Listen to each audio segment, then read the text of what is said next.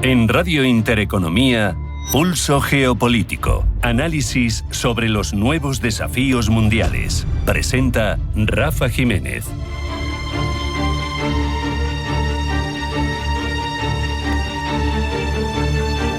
Bienvenidos a Pulso Geopolítico, donde ponemos análisis a dos fotografías de Donald Trump, porque sus dos últimas intervenciones con líderes internacionales dan para una reflexión más que interesante, tanto la llamada con Xi Jinping tan esperada como ese encuentro con el canciller de Alemania, Friedrich Merz. Ambas ofrecen una rica beta para la reflexión en torno a cómo se reconfigura el orden mundial, el futuro de las relaciones internacionales y la compleja relación, la intersección entre las política exterior, diplomacia personal e identidades nacionales, si me apuran.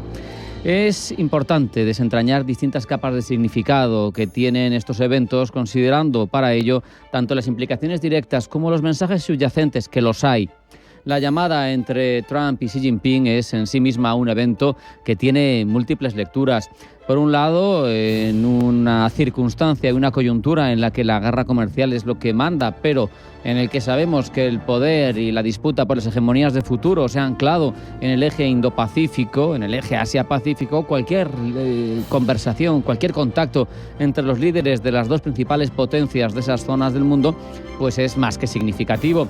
Se puede interpretar, dependiendo de diferentes prismas, de muchas maneras diferentes esta llamada. Para algunos es un claro ejemplo de pragmatismo, un reconocimiento mutuo de la necesidad de mantener abiertos los canales de comunicación a pesar de las profundas diferencias que registran ambas potencias. Por otro lado, el diálogo, lo sabemos todos, aunque sea tenso o incluso improductivo, si me apuran, siempre es preferible a la ausencia total de comunicación.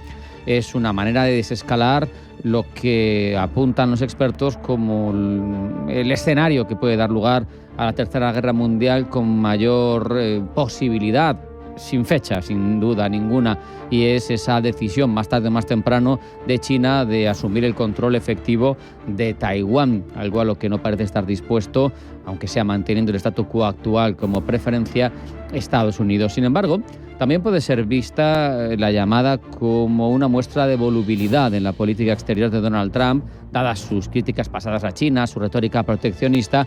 Ha sido, lo hemos escuchado por sus declaraciones, una conversación cordial, incluso con halagos al líder chino, y que no, sin embargo, no pensamos que represente un cambio de rumbo en las políticas. La pregunta clave aquí es si esto es un paso hacia una desescalada real o si es meramente un gesto superficial en un juego geopolítico de mayor envergadura, porque al final es posible que ambos líderes estén calibrando las intenciones del otro, probando los límites de la cooperación o la confrontación en un ajedrez global cada vez más complejo. De hecho, para fuentes gubernamentales chinas, esto lo que hace es demostrar no buena voluntad por parte de Trump, sino desesperación por parte de un Trump que se está dando cuenta de que le está resultando mucho más difícil doblegar el brazo en ese pulso entre las dos potencias de China de lo que esperaba en un primer momento.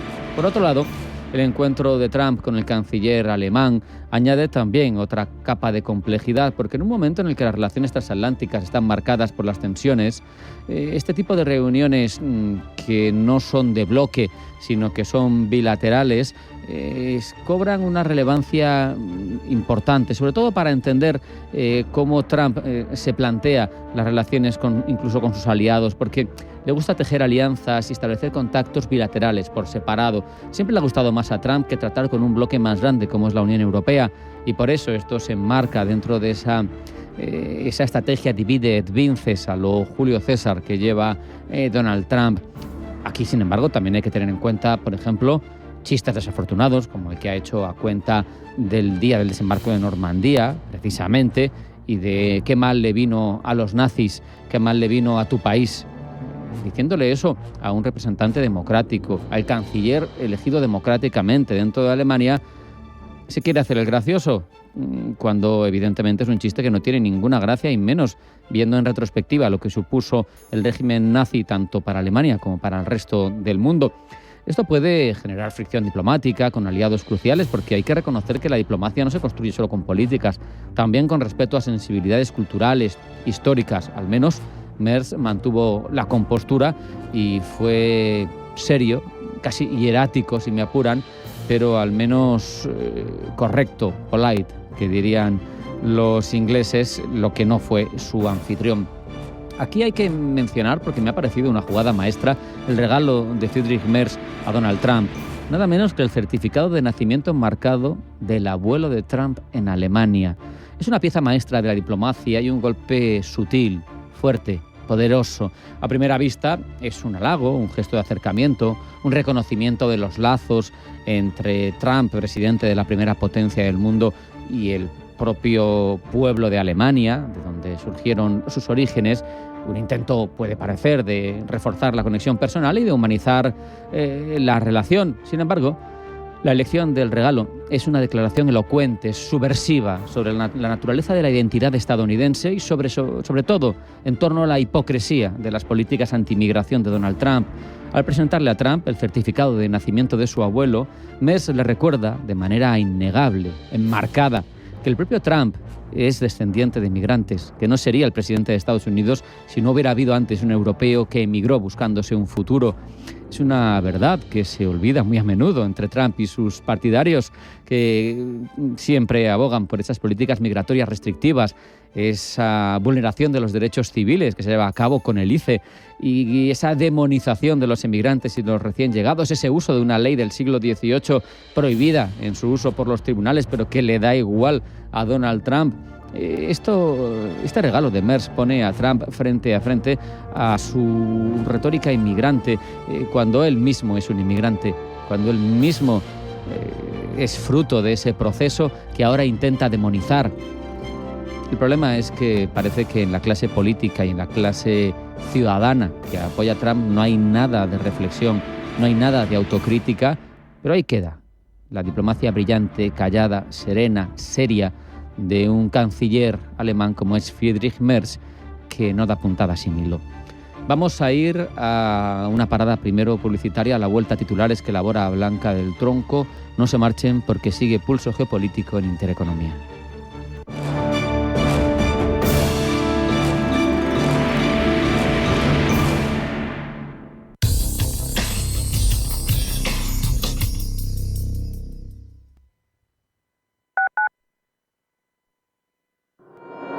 La comarca de Las Vegas y Alcarria madrileña, tierras de bodegas e historia. Descúbrelas a través de sus paisajes únicos, rutas y valles bañados por ríos, bodegas y patrimonio. Enclaves rurales, desconocidos de nuestra región, con museos únicos como Casa Cueva en Tielmes, el Museo de la Molinería en Morata de Tajuña o el Museo Etnográfico La Posada en Chinchón. Y si buscas entornos naturales, la comarca de Las Vegas y Alcarria te ofrece rutas como los Cortados en Titulcia, la senda ecológica del Tajo en Villamanrique de Tajo o visitas a las huertas de Fuentidueña de Tajo o Carabaña. Madden Rural, el Madrid que no te esperas.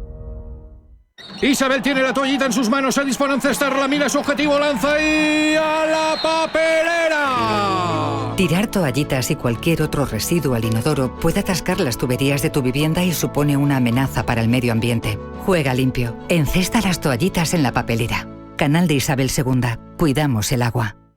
Diversifica tu cartera de inversión y protege tu patrimonio con Silver Gold Patrimonio. Planes de compra de metales preciosos de inversión flexibles y diseñados por Silver Gold Patrimonio para cubrir cualquier tipo de necesidad. Expertos en metales de inversión: oro, plata, platino, paladio, rodio, osmio. Silver Gold es patrimonio inteligente.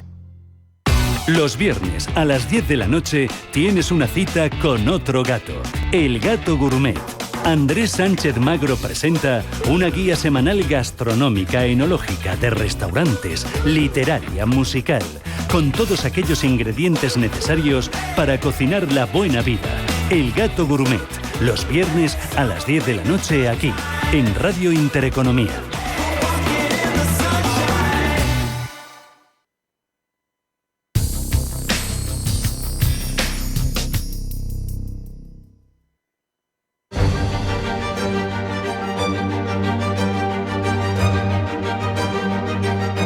En Radio Intereconomía, Pulso Geopolítico. Presenta Rafa Jiménez.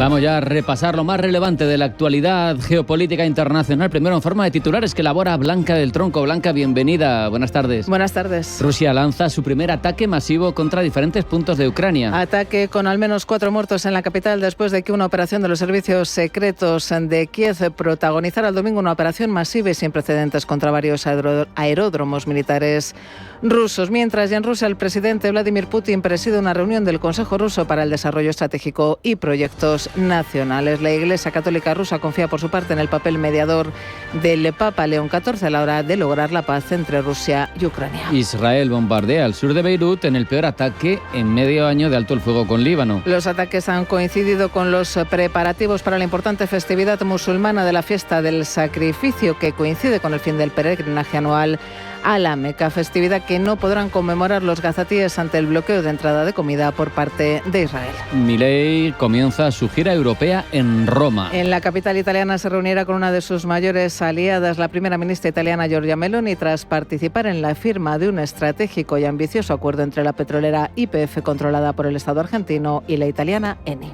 La llamada de Trump así demuestra la ansiedad del estadounidense, al menos a ojos de Pekín. Los medios estatales chinos aseguran que la conversación que mantuvieron el jueves Xi Jinping y Donald Trump tendrá un peso significativo para limar asperezas entre ambos, si bien destacan que demostró tanto la ansiedad de Estados Unidos como la determinación de China de no ceder a la presión. Friedrich Merz asegura, tras reunirse con Donald Trump, que la administración estadounidense está abierta al diálogo. Asegura el canciller alemán que la actual administración estadounidense está abierta a debatir y escuchar otras opiniones, y dice que hay que hablar con Trump, no sobre él. Merz ha asegurado además que hablará con von der Leyen tras su visita a Washington, donde abordó con el presidente estadounidense asuntos como la guerra de Ucrania, los aranceles y el futuro de la OTAN. Seguimos con Trump, que amenaza con romper los contratos del gobierno con Musk, y él le responde que su nombre está en la lista Epstein. El presidente de Estados Unidos, Donald Trump, ha intensificado su enfrentamiento con el empresario multimillonario Elon Musk tras sus críticas públicas al proyecto de ley fiscal republicano. El mandatario ha sugerido que la oposición de Musk al plan ha estado motivada por la posible eliminación de créditos fiscales a los consumidores de vehículos eléctricos, una medida incluida en la iniciativa legislativa. Musk ha contraatacado a Trump, dejando caer que el nombre del presidente estadounidense aparece en las listas Epstein, aunque sin aportar ninguna prueba al respecto.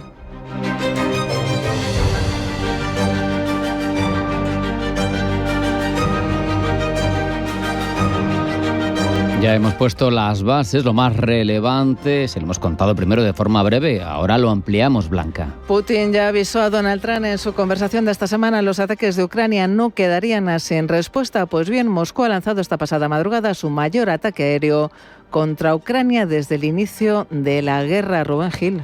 Ucrania parece haber encontrado el talón de Aquiles de Rusia con ataques por sorpresa contra territorio ruso, como el perpetrado contra el puente que conecta Crimea con la Rusia continental, o la conocida como Operación Telaraña, un ataque coordinado con drones contra 5 bases aéreas rusas en el interior del país y que ha sido criticado por Estados Unidos. Para el enviado de Donald Trump para Rusia y Ucrania, Keith Kellogg, esta operación aumenta el riesgo de escalada y dificulta las negociaciones de paz, actualmente estancadas, y es que la segunda ronda de negociaciones entre Ucrania y Rusia en Estambul terminó sin avances.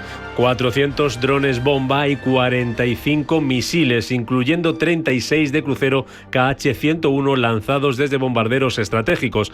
Así ha sido el ataque masivo ruso en represalia por las recientes operaciones de sabotaje ucranianas en territorio ruso, como el ataque al puente de Kerch y el descarrilamiento de trenes en Kursk. Kiev ha sido una de las ciudades más afectadas, con al menos 4 muertos. El ataque ha dañado además infraestructuras críticas como vías de tren en la región capitalina, obligando a la empresa nacional de trenes a modificar rutas. Tras este ataque, Zelensky ha vuelto a solicitar apoyo internacional inmediato y ha criticado la pasividad de algunos líderes mundiales.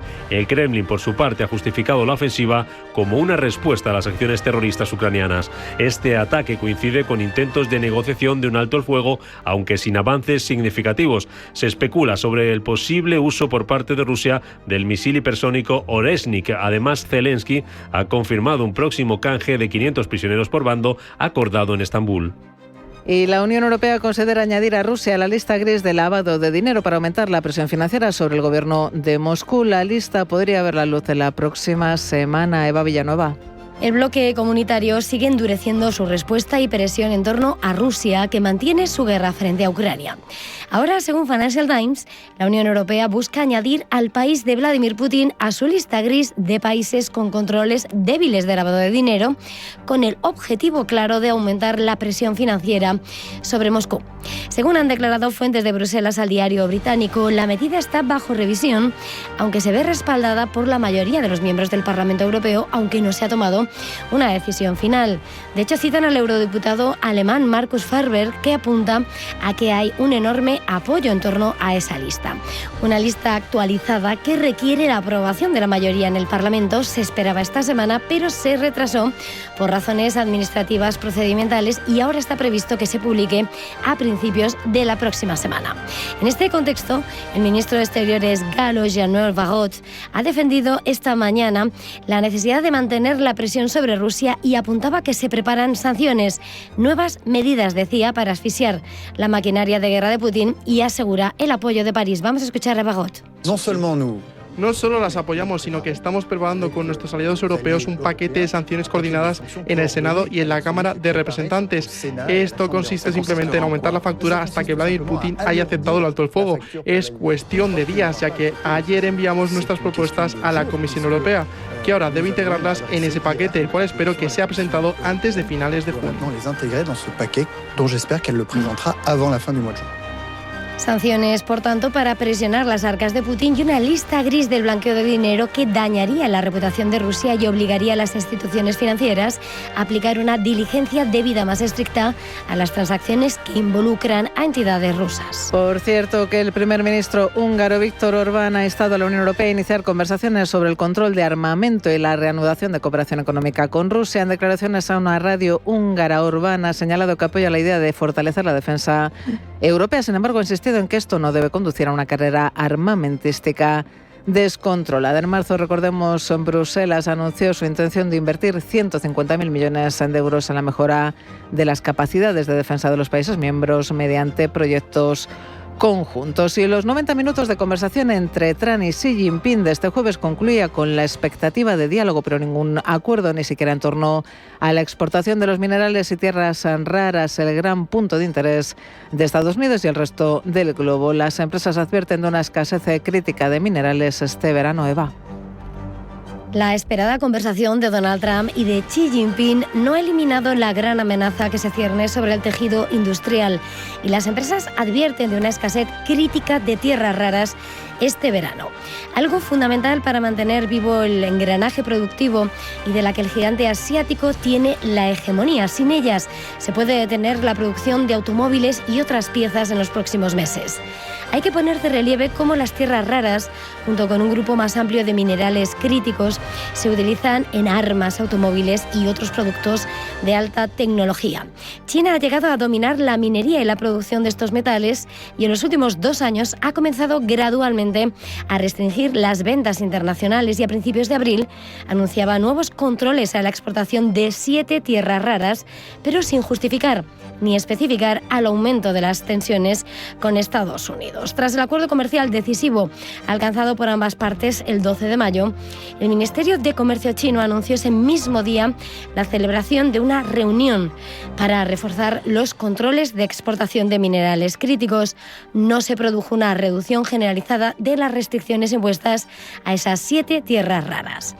Según ha informado esta mañana de viernes la Cámara de Comercio estadounidense en China, solo algunos proveedores chinos de empresas estadounidenses han recibido licencias de exportación de 6 meses para tierras raras. Según la encuesta que ha presentado, entre los encuestados afectados por los controles de tierras raras, el 75% afirmó que sus suministros actuales se agotarían en un plazo de 3 meses.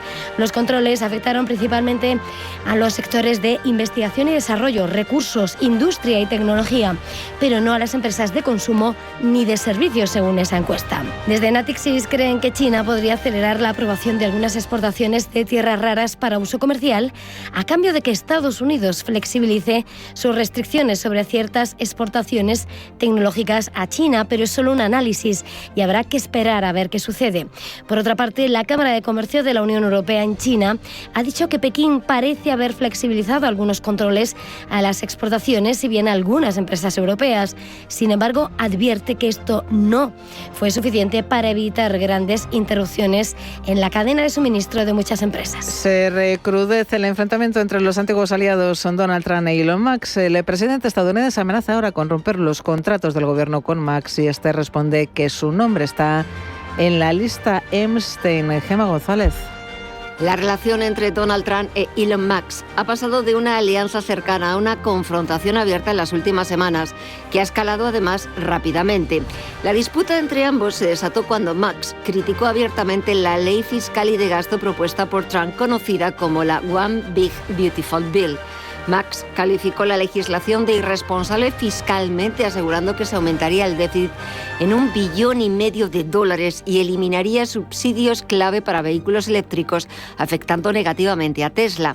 Esta crítica ha desencadenado una serie de intercambios públicos en redes sociales donde Musk ha acusado a Trump de actuar en su propio interés y de estar vinculado a figuras controvertidas como Jeffrey Epstein. En respuesta, Trump ha expresado su decepción y ha sugerido que su relación futura es incierta. Elon y yo teníamos una gran relación. Ya no sé si estamos bien. Tuvimos una despedida maravillosa. Dijo cosas maravillosas sobre mí. No podría haber dicho nada mejor. Dijo que yo tenía razón. Y tengo razón en cuanto al plan One Big Beautiful Bill. Estoy muy decepcionado porque Elon conocía el funcionamiento interno de este proyecto de ley mejor casi que cualquier persona sentada aquí. Él sabía todo al respecto. No tenía ningún problema.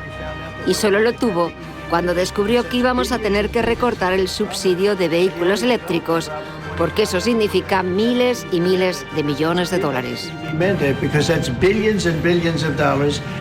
Este distanciamiento ha tenido repercusiones tanto políticas como económicas. Las acciones de Tesla han caído un 14%, perdiendo aproximadamente $150.000 millones en valor bursátil. Y las empresas de Musk enfrentan investigaciones por parte de agencias reguladoras estadounidenses. Además, Trump ha amenazado con cancelar contratos gubernamentales como SpaceX, Neuralink y Starlink, lo que podría afectar gravemente la agenda tecnológica y espacial de Estados Unidos. Hace 5 años desde que Estados Unidos retiró sus tropas y el país pasó a estar en manos de los talibanes en Afganistán, quienes ahora controlan uno de los territorios más estratégicos del planeta, según la teoría de los pivotes geográficos. En medio de este contexto, no son pocos los actores internacionales que han tratado de ganarse el complicado favor del grupo islamista para hacer valer sus intereses, algunos con más destreza que otros. ¿Qué les mueve? ¿Cómo lo están consiguiendo? Han logrado avances. En el siguiente reportaje, Pablo Llanón intenta dar respuesta a todas estas incógnitas.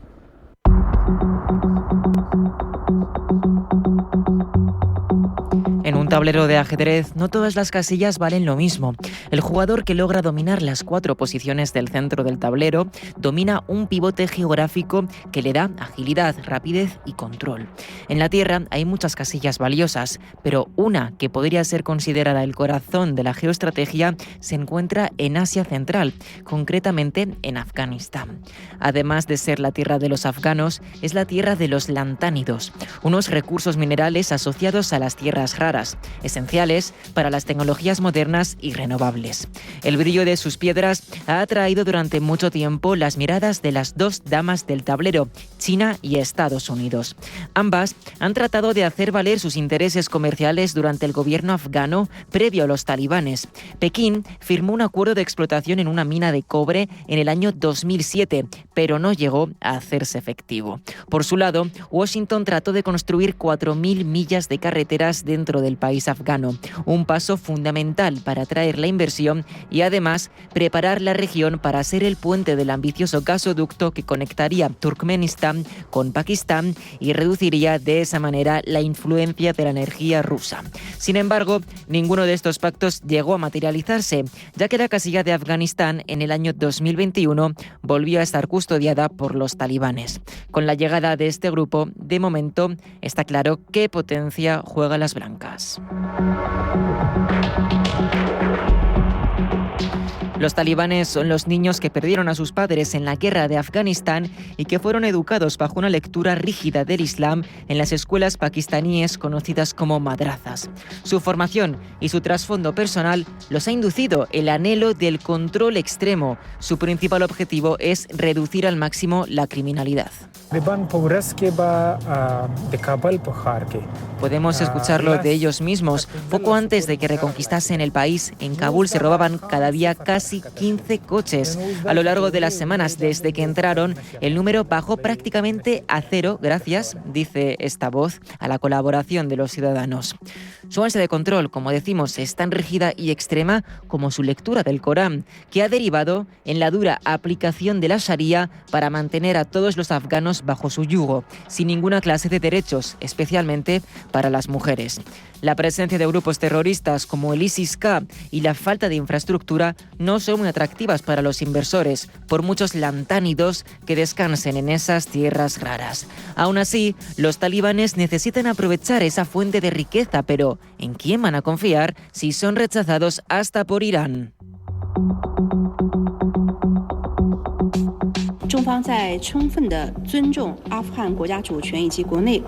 El 30 de julio de 2024, al sur de Kabul, funcionarios talibanes junto con empresarios y diplomáticos chinos llevaron a cabo una ceremonia de inauguración de la construcción de una carretera dirigida a una mina de cobre. Así, Pekín retomaba su plan de 2007 y además ofrecía a los talibanes lo mismo que Estados Unidos, pero comprometiéndose a no interferir en sus asuntos internos, algo que los talibanes recibieron con entusiasmo. A nivel gubernamental, esperaban construir una relación más sólida con China, ya que se trata, dicen, de un país de gran desarrollo que puede ayudar a Afganistán en el sector económico. Con este acuerdo de $3.000 millones, China ha dado un paso más en su dominio global de las tierras raras y su construcción de la franja de la ruta y la seda. En la ambición de China de conectar Asia Central con África, Afganistán es una parada obligatoria que permitirá el flujo intercontinental de gas, petróleo y materias primas y permitirá a Pekín no depender de su debilitado flujo marítimo. Mientras tanto, el gasoducto que Estados Unidos pretendía financiar de Turkmenistán a Pakistán se queda corto en comparación y, sobre todo, muy lejano en realización. El único legado que Washington ha dejado en el país después de 20 años de guerra contra los talibanes ha sido equipo armamentístico que a día de hoy los propios talibanes usan para el control exhaustivo de sus fronteras y que Donald Trump reclama. I say, if we're going to pay billions of dollars a year,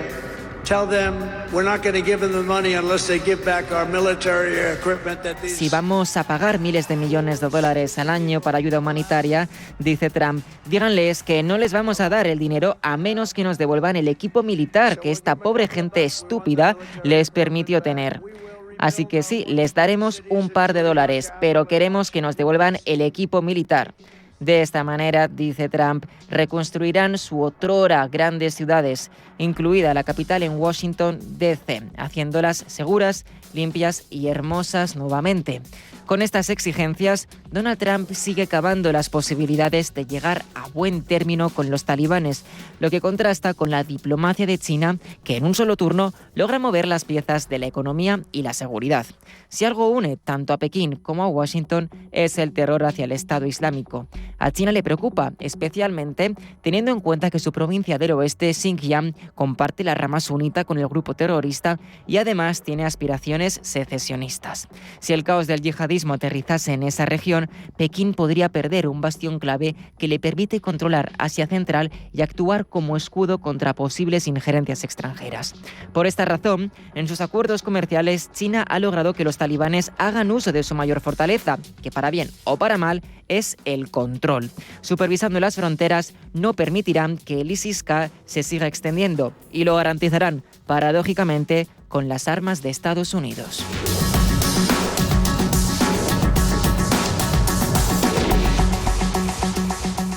Chinchón, con su icónica plaza, escenario de grandes películas de la historia, el túnel de Zacatín bajo la singular Plaza Mayor de Colmenar de Oreja, el Museo de Cine de Villarejo de Salvanés, el impresionante Palacio de Goyeneche de Nuevo Baztán, primer proyecto urbanístico... Imposible contarte en tan poco tiempo todo lo que puedes descubrir en las villas de Madrid. El mejor estilo de vida del mundo. Comunidad de Madrid. Bontobel Asset Management. Calidad suiza con el objetivo de obtener rendimientos superiores a largo plazo. En Bontobel Asset Management siempre estamos a la vanguardia de las inversiones activas en bonos y acciones. Para más información, entre en nuestra página web bontobel.com/am. Bontobel Asset Management, su especialista global en fondos de inversión.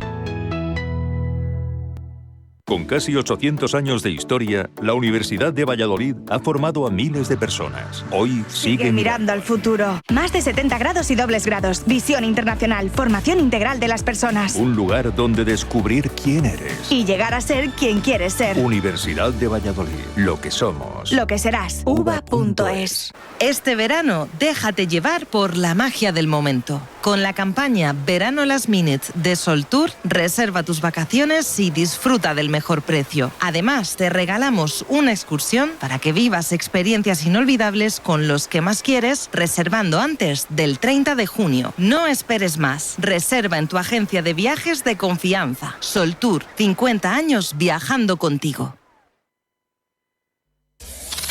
Radio Intereconomía. Eres lo que escuchas.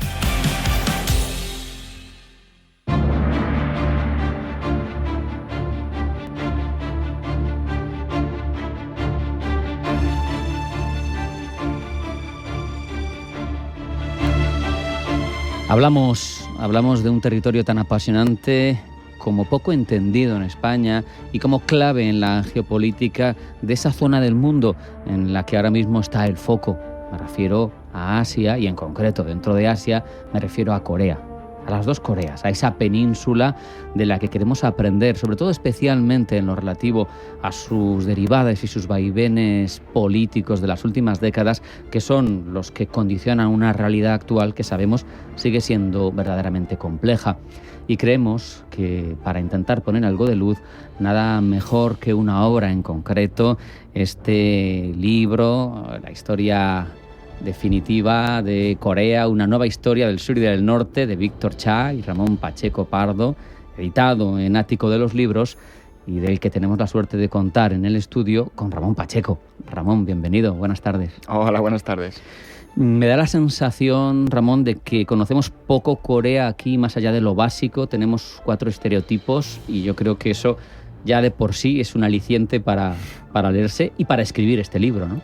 Sí, ha empezado a cambiar un poco, evidentemente, porque ahora sobre todo la gente joven, gente de todas las edades les interesa más Corea del Sur, pero sí que es cierto que cuando escribimos el libro, Víctor y yo, pues uno de los objetivos era dar a conocer la Corea actual, pero teniendo en cuenta su historia, ¿no? Empezando desde el siglo XIX hasta las 2 Coreas que tenemos hoy. Efectivamente, porque la historia de Corea es evidente, es milenaria y es una historia que se explica y que se ha repetido en sus condicionantes en muchos casos desde hace mucho tiempo, pero que ahora lo que nos interesa y lo que nos centramos en el libro cuando nos ponemos al día sobre esa situación de Corea es el último siglo y pico, vamos a decir, ¿no? Finales del XIX, todo el XX, tan convulso y tan complejo para esta península y lo que llevamos de XXI. Me da la sensación o la impresión de que siendo un territorio pequeño, porque es menos de la mitad de España si sumas las 2 Coreas, siempre ha sido, Ramón, muy codiciado geopolíticamente, siempre. Sí, en el libro lo explicamos, ¿no? Corea, la península de Corea, está entre las grandes potencias de la región, entre China, Japón, Rusia, luego Unión Soviética Y luego, claro, Estados Unidos a partir del siglo XX también tuvo su interés en la región. Entonces es un país pequeñito, como bien indicas, pero desde un punto de vista japonés es una daga en su corazón, como dicen en Japón, y en China, incluso en Rusia, piensan que podría ser la pasarela, ¿no?, para que Japón pudiera invadirles, como de hecho así sucedió en los años 30 del siglo pasado. Claro, pero además me parece muy llamativo cómo reflexionáis en el texto en torno a que esa disputa geopolítica de grandes potencias es más el perro del hortelano, es más, la quiero tener yo, pero para que no la tengas tú, ¿no? Efectivamente. Decimos que el valor de Corea, por aquel entonces, no era un valor intrínseco. El hecho de querer colonizar Corea por los minerales que pudiera tener, por ejemplo, la tecnología que pudiera tener, sino simplemente porque no querías que tu oponente lo tuviera. Y cuando Japón coloniza Corea, vemos que lo ve, como he dicho antes, como una pasarela, pues él va a salir hacia China, pero sobre todo no quería que China controlará Corea y en un futuro a lo mejor atacase a Japón. Fíjate, de la historia reciente que decimos, de ese siglo y pico, que no llega a siglo y medio todavía, que recoge el libro, si nos remontamos a principios del siglo XX, nos encontramos a Rusia con Japón peleando, pero lo más para mí paradójico, pensando en dividir la península por el paralelo 38 famoso. Ya lo pensaban, dividirse la influencia en esa península de Corea, actores tan antiguos en su momento como ese imperio japonés y el imperio de los zares. Claro, ellos lo que veían es que si ninguno de los dos podía colonizar, ocupar toda la península, por lo menos poder ocupar una de las dos mitades de la península que tenemos hoy. Y lo que vemos por aquel entonces es muy curioso, ¿no? Porque, como dices, Rusia empieza a interesarse por esta parte del mundo, no solo por Europa, sino también por Asia Oriental, y lo primero que piensa es, puedo ocupar parte de Corea. Qué bueno. En el libro también me resulta muy curioso que aprendemos cómo se eligió el famoso paralelo 38, deprisa y corriendo, un funcionario, un militar estadounidense. ¿Cómo es el destino de las naciones? Los poderosos lo deciden en un despacho sin encomendarse a nada, partiendo familias, partiendo accidentes geográficos, territorios. Parece frívolo casi. Fue frívolo. Fue, como bien indicas, un par de soldados estadounidenses les dijeron: tenéis que vivir en la península porque si no la Unión Soviética la va a ocupar. Esto es hacia el final de la Segunda Guerra Mundial. Cogieron un mapa que tenían de National Geographic en la Casa Blanca y vieron que el paralelo 38 dejaba Seúl en la parte sur de la península, la parte que ocupó Estados Unidos desde el 45 al 48, el siglo pasado, y así se dividió la península coreana en dos. Me resulta también interesante, has mencionado que la Unión Soviética se quedaba con todo. Vieron la posibilidad de que la Unión Soviética se quedara con todo. Eso es otra duda que surge cuando lees el libro. ¿Por qué Stalin no apostó más fuerte por controlar toda Corea? Porque en el momento en el que sucede todo esto, no sé cómo hubiera evolucionado, pero ahí parece que lo tenía cerca. Podía haberlo hecho porque las tropas estadounidenses estaban en Japón, estaban todavía intentando derrotar al imperio japonés, entonces podía haberlo hecho. Creo que hay dos razones, una de ellas que por aquel entonces, por lo menos en teoría, todavía eran aliados, Estados Unidos y la Unión Soviética. Entonces, pues a lo mejor estaba pensando, quiero de verdad enfrentarme a mi aliado. Y lo segundo también, claro, es que si hubiera ocupado toda la península coreana, hay que tener en cuenta que todavía había soldados japoneses, bueno, hay cientos de miles, millones de japoneses que vivían en Corea porque era parte del imperio japonés. Entonces, a lo mejor haberlo ocupado hubiera sido un poco complicado con esta población que se habría opuesto a la ocupación soviética. Da la sensación también, leyendo el libro, de que todo lo sucedido tras la Segunda Guerra Mundial en este ámbito pilló un poquito a contrapié, al menos a Estados Unidos, que da la sensación de que, a diferencia de hoy, donde tenía el foco la estrategia de seguridad nacional estadounidense, era en esa Europa occidental que querían salvaguardar en la mayor medida posible frente a la rivalidad que ya se empezaba a vislumbrar con la Unión Soviética.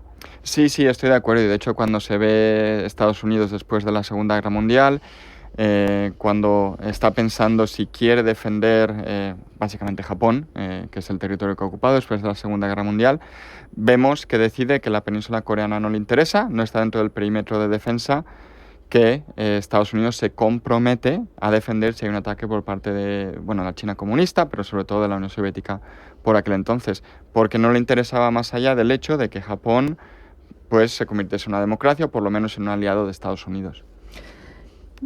El libro tiene un desarrollo, en mi opinión, muy inteligible, muy fácilmente vislumbrable por parte del espectador, del lector, porque te va haciendo un desarrollo en paralelo, tanto de las épocas como de cómo afecta a cada época a cada una de las dos partes. Porque de lo que se trata aquí no es de juzgar, se trata de explicar y se trata de que entendamos cómo ha sido la evolución de esa Corea del Norte que ha llegado hasta aquí y de esa Corea del Sur que ha llegado hasta aquí, que hay mucho de lo que hablar. Por ejemplo, importante, fundamental, hablar de Park Chung-hee, en este caso de la parte, perdóname las pronunciaciones, no te preocupes.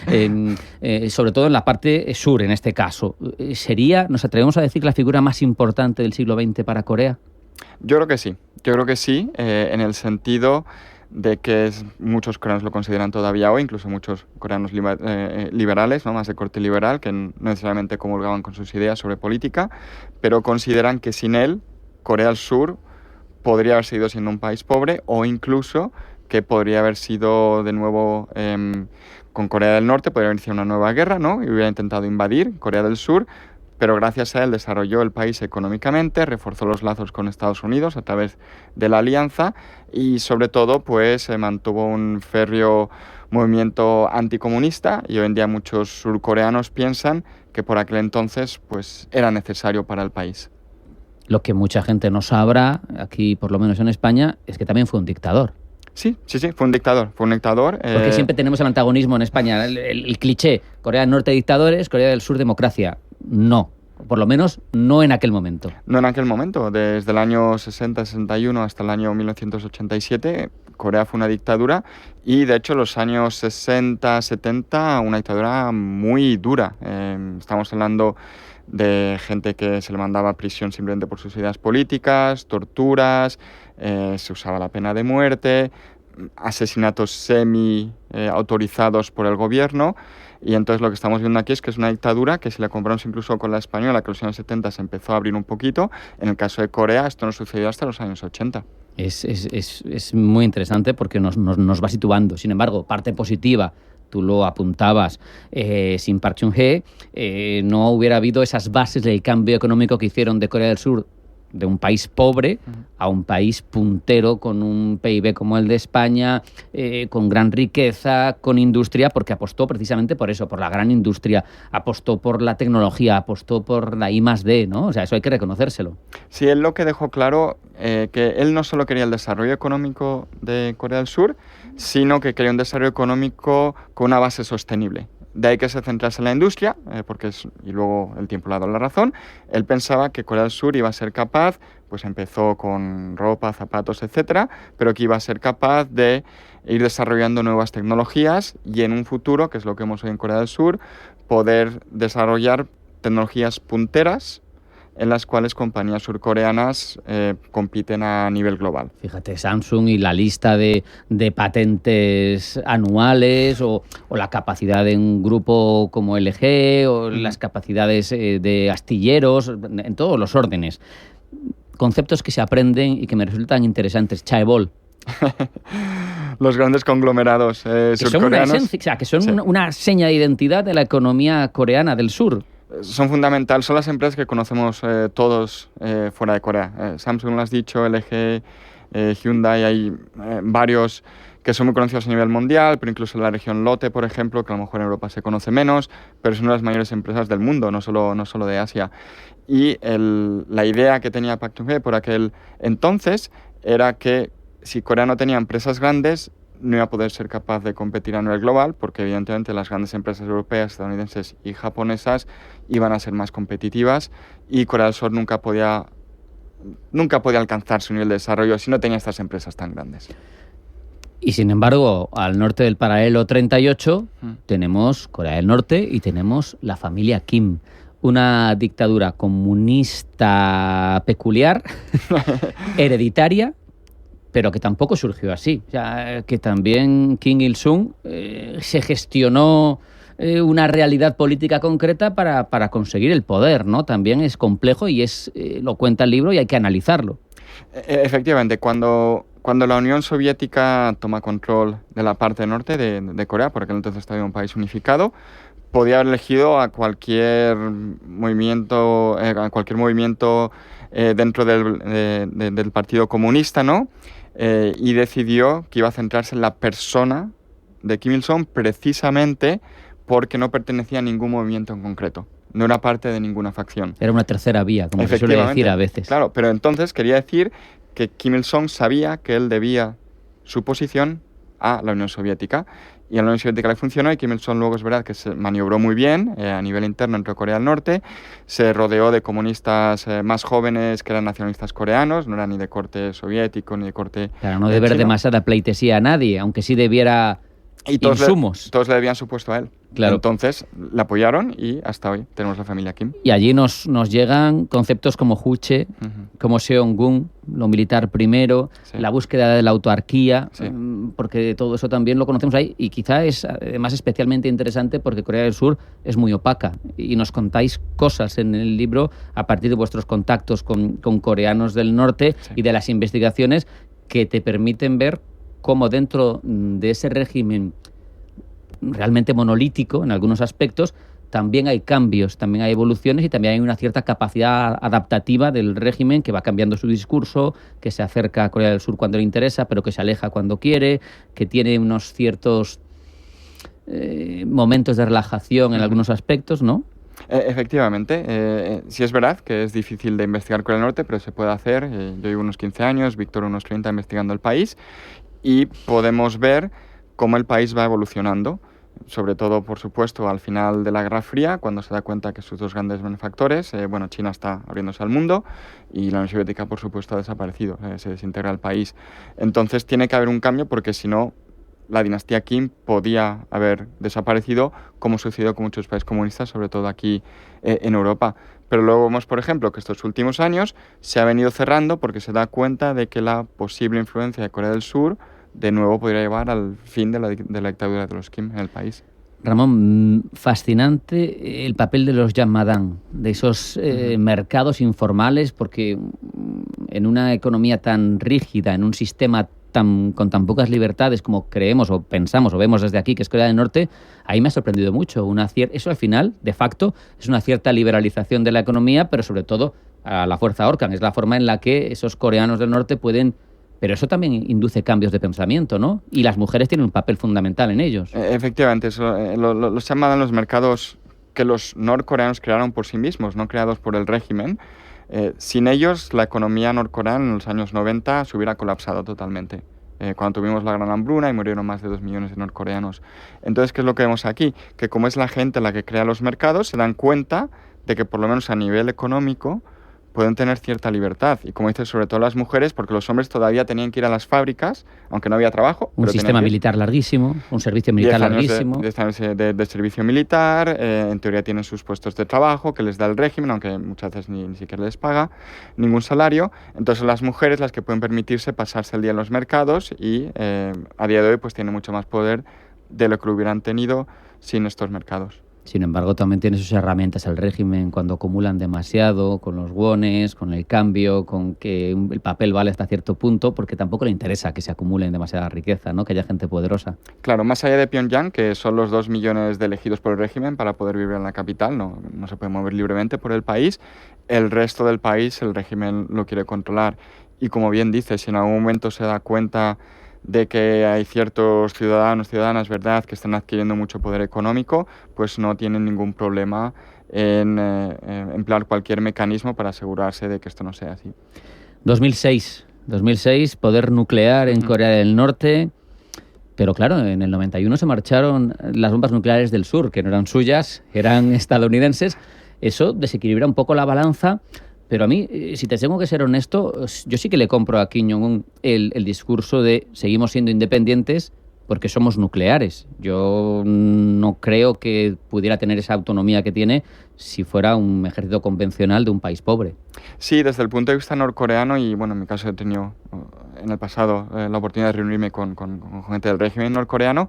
Ellos ven el ejemplo de Saddam Hussein, que no tenía armas de destrucción masiva, el ejemplo de Gaddafi, que llegó a un acuerdo con Estados Unidos, pero al dar sus misiles, montar sus misiles, pues vimos que luego al final el régimen desapareció.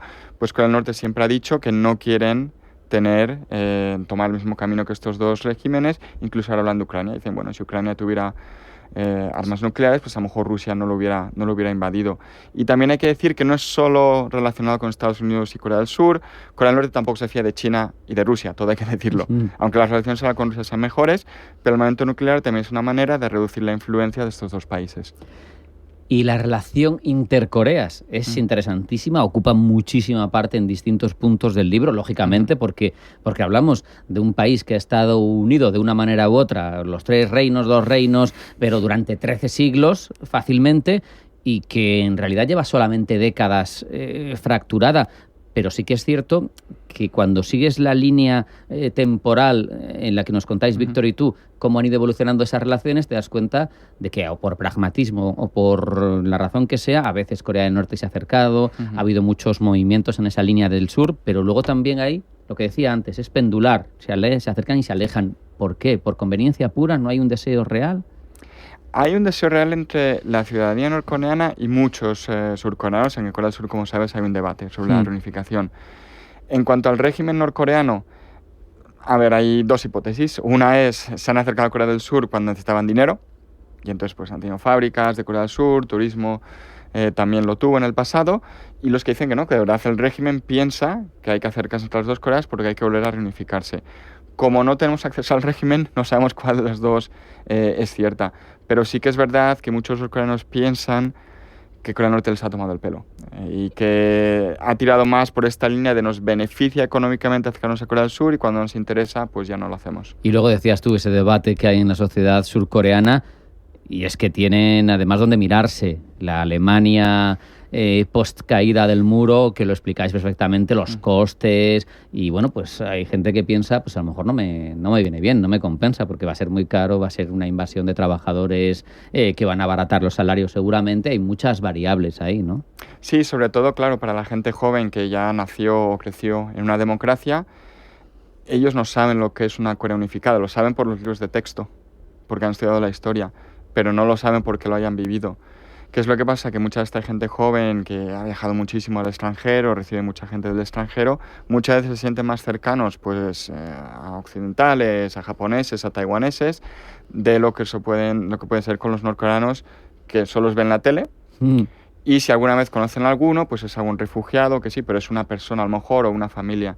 No es lo mismo que haber crecido en una Corea del Sur libre, rica, que puedes viajar al extranjero y, como digo, pues te puedes sentir más cercano, por ejemplo, a un español porque tienes muchas cosas en común. El libro nos cuenta todas las distintas fórmulas que han ido asumiendo los diferentes dignatarios coreanos del sur, la Nordpolitik, a semejanza de la Ostpolitik, la política del sol, la respuesta política de la luna, pero bueno, eso sería muy prolijo tocarlo aquí, aunque que sepa quien le interese que ahí está. Sobre actualidad, no puedo sustraerme, aunque eso no está en el libro, pero al final, si te lees el libro, entiendes la actualidad. El Tratado de Corea del Norte con Rusia, el apoyo en la guerra de Ucrania. Acaba de estar Sergei Shoigu, el presidente de la Comisión de Defensa rusa, y se refuerzan los mensajes. ¿Es un matrimonio de conveniencia? ¿Es un matrimonio de convicción y de amor? ¿Qué es lo que hay ahí?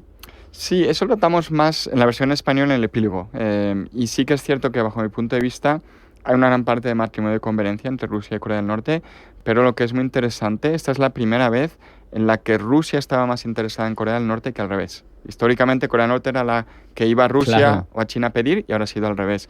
Entonces es un cambio bastante interesante de reflejar, que Corea del Norte... Fíjate, pues mandando soldados, mandando proyectiles de artillería, es tremendo. Pero lo que mucha gente igual no sabe es que Seúl también ha suministrado más proyectiles de artillería que todos los europeos en el 23, ¿no? Que nos lo contáis y dices, no, se ha mantenido equidistante. No, hay que contar todo para entender las dinámicas complejas de la península de Corea, ¿no? A través de Polonia y de Estados Unidos, pero sí, ha estado mandando proyectiles, otro tipo de armamento a Ucrania.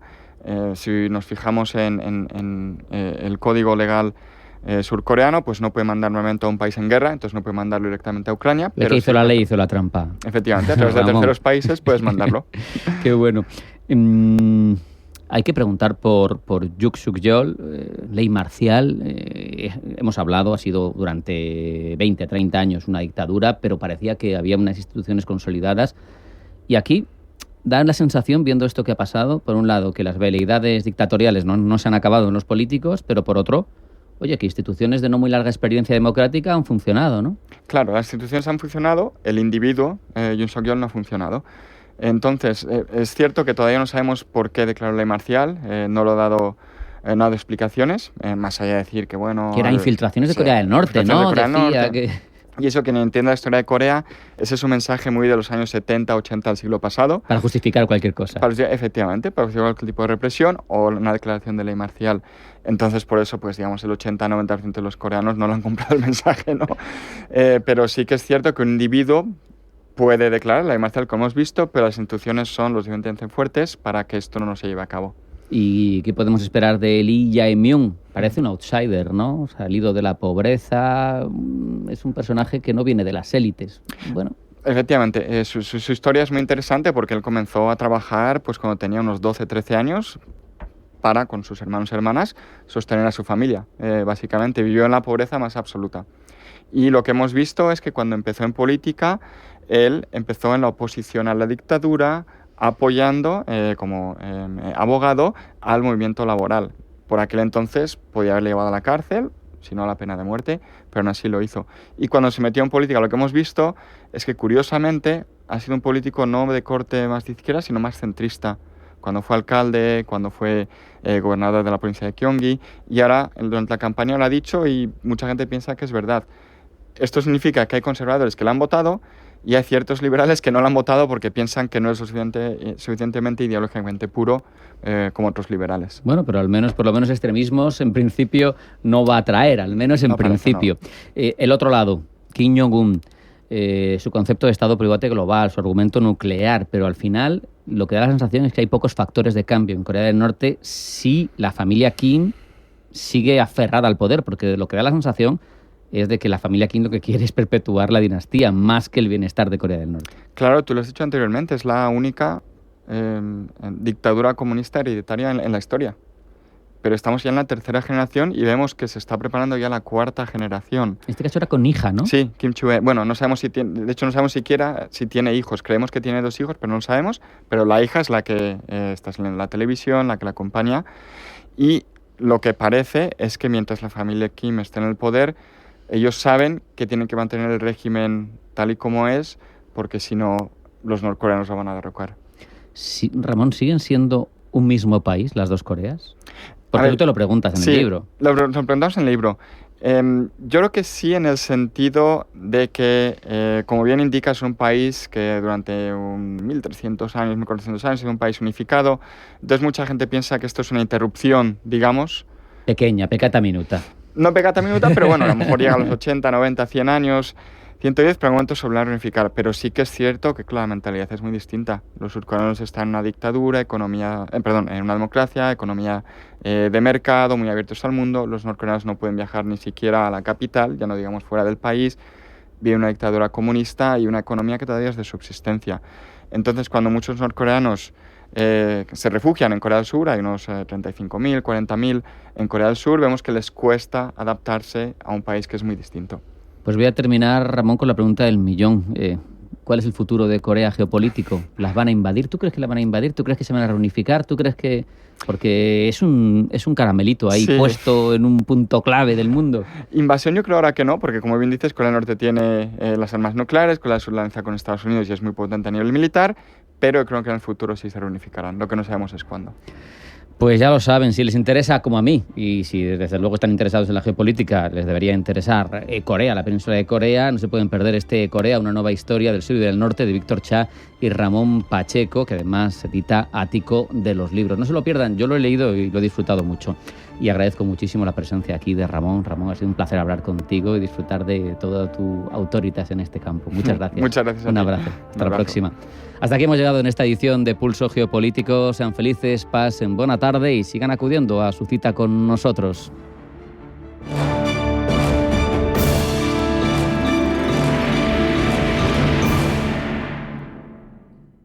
En Finaccess Value queremos ayudarte a conseguir tus objetivos financieros. Finaccess Value, gestión de patrimonios centrados en la prudencia y la gestión del riesgo. Un enfoque global y más de 20 años del grupo Finaccess nos avalan. Más información en finaccessvalue.es y en el 91 737 4114. Finaccess Value, agencia de valores, figura inscrita en CNMV con el número 301. El día que los bancos cambiaron la atención personalizada por una aplicación móvil, ese día ganaron las máquinas. Pero el día en el que Eurocaja Rural decidió seguir abriendo oficinas para que esto no pasara, ganaron los máquinas. Ganaste tú. Únete a la revolución de los máquinas. Eurocaja Rural, la banca que tú quieres. ¿Quieres perder peso sin sufrimiento ni dietas imposibles? Un método natural, efectivo y fácil de seguir. Con asesoramiento personalizado de la mano de un especialista. Resultados reales, sin pasar hambre y con energía. Este es tu momento. Llama ahora al 91 31 31 409 y empieza tu transformación con Sol Naturaleza. La Fundación Real Madrid celebra su gran partido por la solidaridad, un pase para la esperanza. Más que un encuentro entre leyendas, es un símbolo de compromiso con los jóvenes en situación vulnerable. Junto a la Comunidad de Madrid, la Fundación Real Madrid lanzará un programa para apoyar a chicos y chicas desde los 16 años con formación, empleo y herramientas para su futuro.